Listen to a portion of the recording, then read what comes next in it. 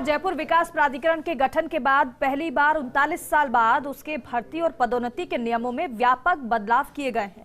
इस बदलाव से किस तरह से बेरोजगार युवाओं को रोजगार मिलेगा, किस तरह से जेडीए कार्मिकों की पदोन्नति के अवसर खुलेंगे, जानने के लिए फर्स्ट इंडिया न्यूज की स्पेशल रिपोर्ट देखिए। जयपुर विकास प्राधिकरण की स्थापना वर्ष 1982 में की गई थी। इसके बाद प्राधिकरण में कार्यरत अधिकारी कर्मचारियों की भर्ती और उनकी पदोन्नति के लिए जेडी कर्मचारी भर्ती नियम वर्ष 1984 में लागू किए गए थे। जब ये नियम लागू किए गए तब उस समय की परिस्थिति और आवश्यकता के अनुसार उसमें भर्ती और पदोन्नति के प्रावधान किए गए। आपको सबसे पहले बताते हैं कि इन नियमों में बदलाव की कवायद आखिर कैसे शुरू हुई। कार्मिकों की कमी से जूझ रहे जेडीए ने राजस्थान कर्मचारी चयन बोर्ड को प्रस्ताव भेजा था। विभिन्न संवर्गों के 170 पदों पर 23 अक्टूबर 2021 को सीधी भर्ती का प्रस्ताव भेजा था। कर्मचारी चयन बोर्ड ने प्रस्ताव पर जेडीए को कहा, जेडीए के भर्ती नियम काफी पुराने हैं। इन नियमों में जो अभ्यर्थियों की योग्यता बताई गई है वो अन्य विभागों के उसी पद की योग्यता से काफी अलग है। चयन बोर्ड की आपत्ति के बाद जेडीए ने भर्ती नियमों में बदलाव की कवायद शुरू की।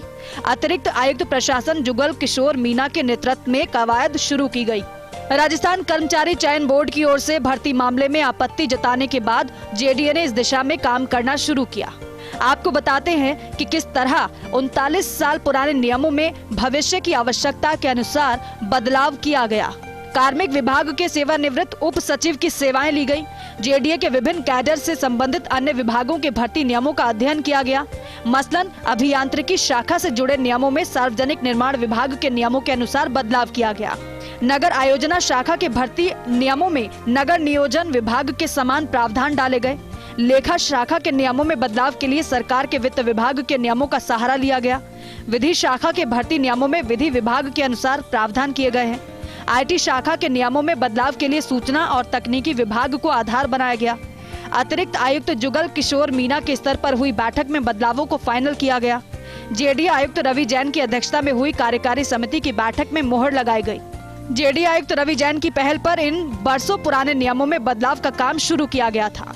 इस बारे में जेडीए आयुक्त रवि जैन का कहना है कि कार्मिकों के सभी प्रभावित पक्षों को सुना गया। इसके बाद नियमों में चली आ रही विसंगतियों को दूर किया गया। जेडीए के भर्ती नियमों में किए गए बदलाव से पदोन्नति संबंधी नियमों में बदलाव होगा। इस बदलाव के तहत कार्मिकों की पदोन्नति के लिए पुराने नियमों में काफी शिथिलताएं दी गई हैं। आपको बताते हैं कि भर्ती नियमों में किए गए बदलाव का क्या असर होगा। जयपुर विकास प्राधिकरण का गठन 5/8/1982 को हुआ था।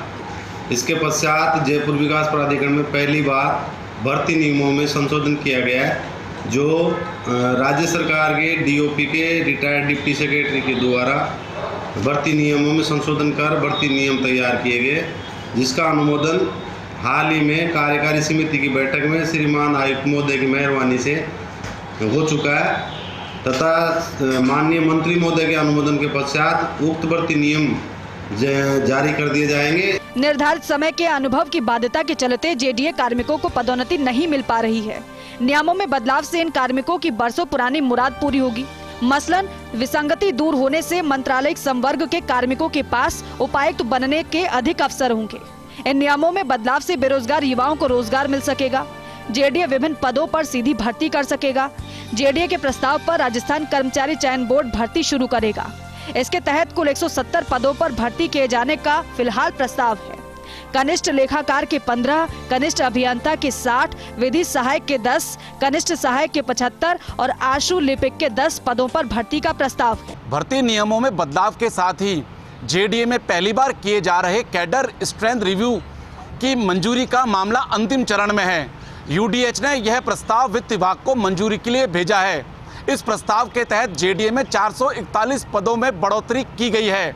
अनावश्यक पद हटाए गए हैं, वहीं जरूरी पदों की संख्या में बढ़ोतरी की गई है।